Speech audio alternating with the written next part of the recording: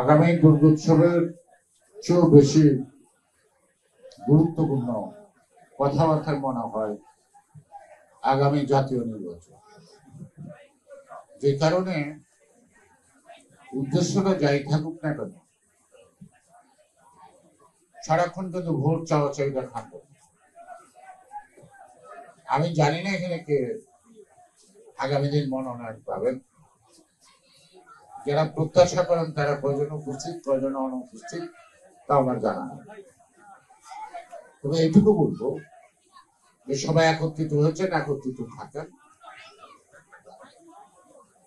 এই পূজাটাকে কেন্দ্র করে কোন রাজনৈতিক শক্তি বা পরাদর্শিক শক্তি যাই বলি, ঘোলা পানিতে মাছ শিকার করার একটা সুযোগ নিতে পারে। সে কারণে আমাদের বেশি সচেতন থাকতে হবে।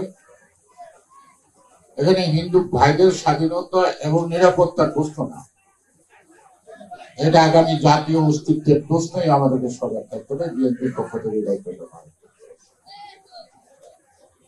সেই কারণে আমাদের দলীয় সিদ্ধান্ত অনুযায়ী আমাদের ভারপ্রাপ্ত চেয়ারম্যান প্রত্যেকটা পূজা মণ্ডপের আশেপাশে বিএনপি নেতৃকর্মীর সমন্বয়ে একটি করে কমিটি থাকবে, যারা ওই মন্দিরের যারা পঞ্চায়েত তাদের আহ্বানে তাদের যখন যেটা বলে সেভাবে তারা তাদের সহযোগিতা করবে, দায়িত্ব পালন করবে, যাতে পূজাটা নির্বিঘ্নে শেষ হয়। আপনারা সবাই তো ধানের শীষে ভোট চান, ধানের শীষে ভোট দিবে জনগণ। এইটাই তো বড় গাত্র দেখো অন্যান্যদের। সে কারণেই এত রাজনৈতিক দল বোঝাইছে। মূল আন্দোলনের সময় অনেককে পাওয়া যায়, সকাল থেকে সন্ধ্যা পর্যন্ত দলীয় অফিসে বসা খুব কষ্ট। এই বড় বড় বায়োডাটা নিয়ে আসে, তখন কার সাথে সেলফি তুলছে, কোন নেতার সাথে চা খাইছে নাকি করছে, গল্প করছে, এরকম ডকুমেন্ট মানে তারা সারা জীবন আন্দোলন করছে, অথচ আমার নিজের চোখে তারা দেখি।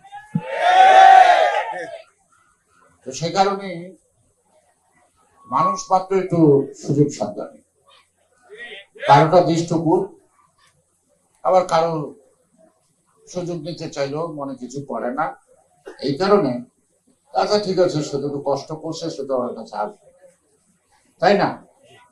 আপনাদেরকে মনে রাখতে হবে, একটি দলে একজনই প্রার্থী হয়, একজন প্রার্থী যতজনই থাকেন না কেন, শেষ পর্যন্ত প্রার্থী একজনই নির্বাচিত করবেন দল। আজকে যে উদ্যোগটা নিলেন, ভবিষ্যতে এই উদ্যোগটা আপনারা অব্যাহত রাখবেন, অর্থাৎ সকল প্রার্থী মিলা সব অঞ্চলে ধানের শীষের ভোট চাইবেন। আগে ধানের শীষের ভোটটা যদি নিশ্চিত হয়, তারপরে যিনি প্রার্থী হন না কেন তাকে জয়লাভে কোনো সমস্যা হবে না। আর আলাদা আলাদা যদি আপনারা ভোট চান, জনগণ বিভক্ত হবে, কর্মীরা বিভক্ত হবে। মনোনয়ন পাওয়ার পর বিভক্ত কর্মীদেরকে একসঙ্গে করা খুব কষ্টসাধ্য হবে, ঠিক না? আবার কেউ কেউ কোনো অন্য প্রার্থীর পক্ষে পরোক্ষভাবে ইন্ধন দিয়ে কাউকে পরাজিত করার চেষ্টা করতে পারে। আগামী নির্বাচনটা সুব্রতদা সবসময় বলে, আমি কম বলি এই ব্যাপারে, কিন্তু আজকে তিনি কেমন একটু এড়াই গেলেন, ভালোই করছেন। কারণ সামনে দুর্গা পূজাটা তো, যারা ষড়যন্ত্রকারী তারা যেন এই পূজাটাকে ষড়যন্ত্রের অংশ হিসেবে কাজে লাগাতে না পারে। এই কারণেই আমরা পূজাটাই সুন্দর মতো শেষ করি, পূজার পরে আমরা আমাদের চূড়ান্ত সিদ্ধান্ত নিই আমরা কি নির্বাচনের জন্য মাঠে নামতে হবে কিনা সে বিবেচনা করি। না কানলে নাকি মায়ের ছেলের দুধ দেয় না। আর এই সরকারকে বিশ্বাস করি। এই সরকার যদি ব্যর্থ হয় তাহলে আমাদের আন্দোলনের ফসল আর আমাদের আত্মত্যাগ সকল হয়ে যাবে। কিন্তু এই যে আমাদের যে একটা নিঃশর্ত সমর্থন, সেটা সরকার কতটুকু মূল্য দেয়? আমরা চুপ থেকে কথা বলি না, এটা কি দুর্বলতা? এটা সরকারকে নির্ধারণ করতে হবে। এই 1 বছরের সরকারের প্রত্যক্ষ পরোক্ষ সমর্থনে দুটি অংশ একটু বেশি ঘাড়ে চলছে, এটা সরকার সাধারণ মানুষ।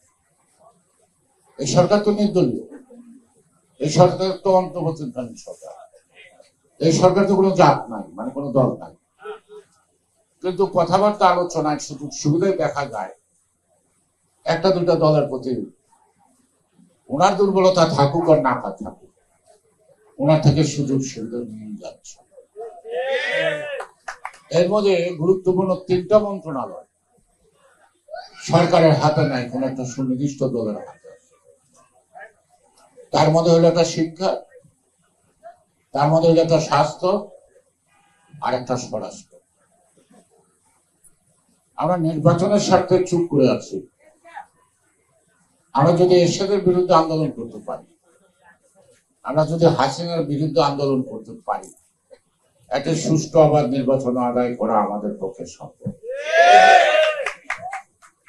সেই কারণে যারা ভোটে জয়লাভ করবেন না, অন্য পদ্ধতিতে আপনাকে পার্লামেন্টে আসতেই হবে এমন তো প্রয়োজন নাই। ওই যে কি একটা পদ্ধতি আছে, আমি আগে বলছি এখনো বলে যাই, ওই পদ্ধতি খায় না মাথায়, আমি এখনো বুঝি না। সাধারণ মানুষ বোঝেন কিনা, ওনারা বোঝেন কিনা আমি জানি না। কোন দেশ আছে তাও বলতে পারবো না, যে দেশে আছে সেই দেশের অবস্থা কি তাও আমাদের জানা নেই। আমেরিকা, ব্রিটেন, ইউরোপীয় ইউনিয়ন, যত গণতান্ত্রিক দেশ আছে সব দেশেই নির্বাচন সরাসরি হয় নাকি? এখন আপনাদের মা বাবা যখন বিয়ে করছে, এমনও হইতে পারে আপনার দাদা নানা একসঙ্গে বসে ঠিক করছে, বিয়ের দিন দেখা হয়েছে, তাও এক ঘরে আর এক ঘরে মাঝখানে উকিল কথাবার্তা নেওয়া করছে কবুল করার জন্য। হয়তো তার কবুল হওয়ার পরে স্বামী স্ত্রীকে চিনছে, স্ত্রী স্বামীকে চিনছে। সেই জন্য নাকি আছে? এখন আছে? আপনার মেয়ে আপনার কথা মতো কি একটা ছেলে পছন্দ করবো?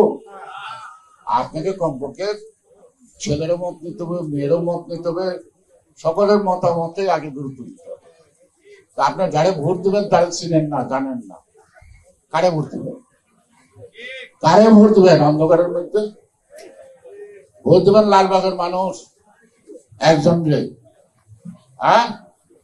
দেখা যাবে যে এখানে ওই কুষ্টিয়া থেকে একজন এসে এমপি।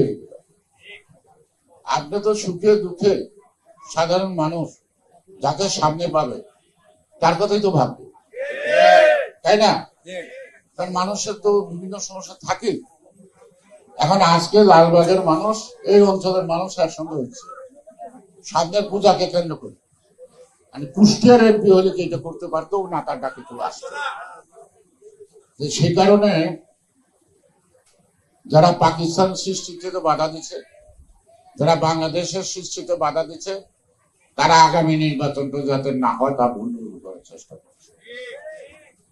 আর তার সাথে ফ্যাসিবাদীরা গোপনে আঘাত করছে, এবং কোন কারণে যদি নির্বাচন না হয় তাহলে ফ্যাসিবাদ লাভবান হবে। সেই কারণেই ফ্যাসিবাদের চেয়ে কিন্তু সাম্প্রদায়িক শক্তি আরো ভয়াবহ। এই যে আমরা মিলে আসি, দেশটা আমাদের সকলের, ধর্ম যার যার, তাই তো? যদি সাম্প্রদায়িক শক্তি বৃদ্ধি পায় সেটাকে প্রতিরোধ করা কঠিন হয়। সেই কারণেই যে আমাদের হাজারো বছরের যে সংস্কৃতি মিলেমিশে আমরা আছি, সুখ দুঃখ ভাগাভাগি করি, আনন্দ উৎসবের ভাগাভাগি করি, তখন আর ভাগাভাগি করা যাবে না।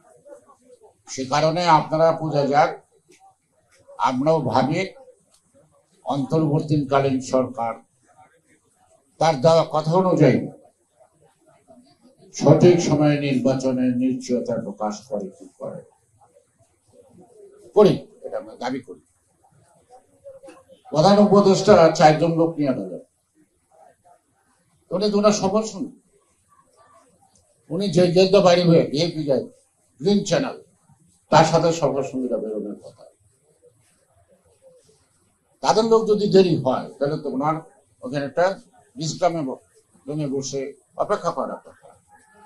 উনি চলে গেলেন, বাকিদেরকে তোপের মুখে ফাড়াই দিলেন আরেক চ্যানেল দিয়া। এটা তো আমাদের ভাবতে হবে এর ভিতরে কোনো কিন্তু আছে কিনা। কারণ আমরা কয়েকদিন আগে চায়না সফরে গেছিলাম পারতো, তো আমাদের তো এক একজন এক এক দেখাই তো হয়, আমরা একই প্রিভিলেজ পেয়েছি। তো সেই কারণে এই সফরটা নিয়েও কিন্তু মানুষের মধ্যে নানা কথা আছে যে উনি নির্বিঘ্নে পার হয়ে গেল আর ওনাদেরকে হেনস্থা হইতে হইল। তাহলে সরকার যাদেরকে নিয়ে গেছে সরকারের দায়িত্ব ছিল না? দায়িত্ব ছিল কিনা? এই দাদা, দায়িত্ব ছিল কিনা? তাহলে যে আপনি যেখানে লোকগুলো যে জড়ো করছে মোশাররফেরা সবাই মিলা, আবার আপনারা কিন্তু নিরাপদে শৃঙ্খল ভাবে যাবেন, সেই ব্যবস্থাটাও তাকে করতে হবে নাকি? দাওয়াত দিয়ে আনলো, আপনাদের রাস্তার মধ্যে আটকে ছিলেন, আপনি আইতে পারতেছেন না। সেই কারণেই বলবো যে অন্তর্বর্তীকালীন সরকার কি দুর্বল না আন্তরিক, না এই সরলতার ভিতরে কোনো জিলাপির পেঁচ আছে? এই পেঁচটা আমাদেরকে বুঝতে হবে, তারপরে যথারীতি আগামী দিন আমাদেরকে নির্বাচনের জন্য মাঠে নামতে হবে।